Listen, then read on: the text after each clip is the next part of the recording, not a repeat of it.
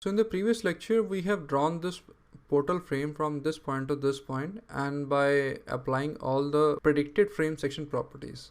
So here you can see that this frame is in elevation here, and there are 1 2 3 4 5 6 7 8 9 10 and 11 frames which are at spacing of 7.667 meter from each other. So we can replicate all the arrangement, select all the beams and select all the joints, go to edit, replicate. We can close this window here, and we can click on radial, and here you can see that the axis is -y. So we can select linear here. Increment data has to be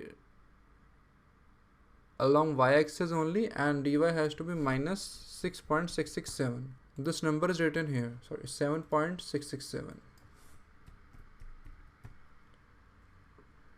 and number has to be 11. I am counting again: 1 2 3 4 5 6 7 8 9 10 and 11. Notice that number 1 is already drawn, so we need to enter number here as 10. And here you can see that it is showing the probable image of the replicated frame. So now we have drawn a full-fledged PEB portal frame shed here, and we can left click on OK to close this option.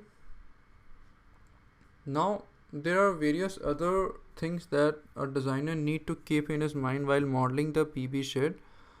Now we need to join all these beams also. How we need to join? Practically all the portals are joined by purlins also, as well as girts also, as well as eave strut, raker angles, etc. But as a designer, you don't need to model the purlins and girts in the structural model, because it will only complicate the things. No designer model the purlins and no designer model the girts.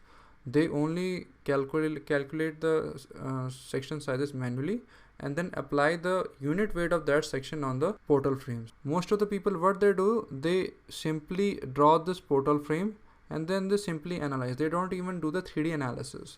But why I am forcing you to do the 3D analysis is that we need to check the bracing also here. We need to draw the plan bracing also. So as a designer, I will always recommend you that you should always do 3D analysis of the structure, because this type of 2D analysis is only recommended if you are doing hand calculations, or they were suitable when it was 1980s or it was 1990s, when there were no softwares with the engineers. But now you have full-fledged advanced software, so there is no logic in doing the 2D analysis. So what I have done here is that I have replicated all the portal arrangements here. So now we have two options. Number one option is that we need to draw all the connecting beams here. So following this option only, we can go to define section properties and frame sections.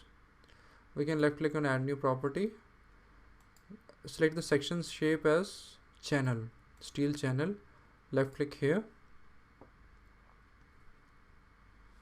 Either we can define the section here, or another option is left click on import new properties, left click on channel section here.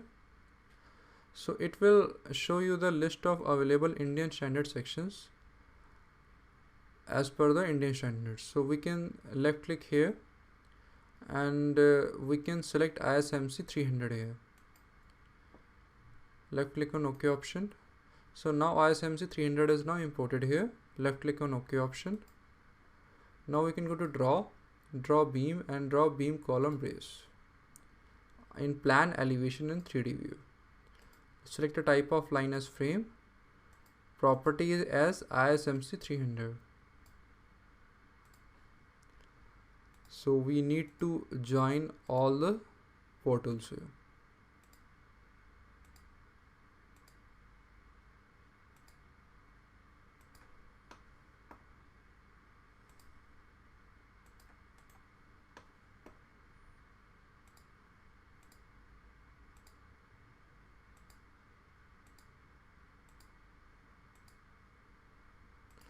Or what we can do here is that we can draw these two frames and we can just simply replicate.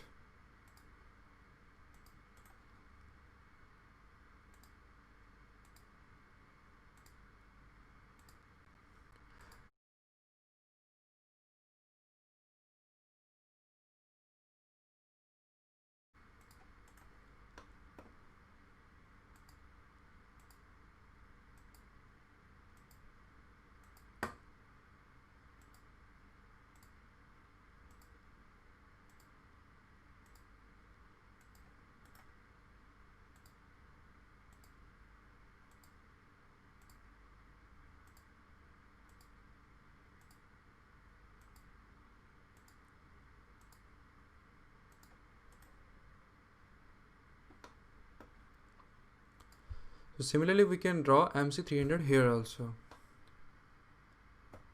So we go to draw beam column brace and draw the beam column brace in plan elevation on 3D view. Similarly we just snap all the joints here and draw the ISMC300 section.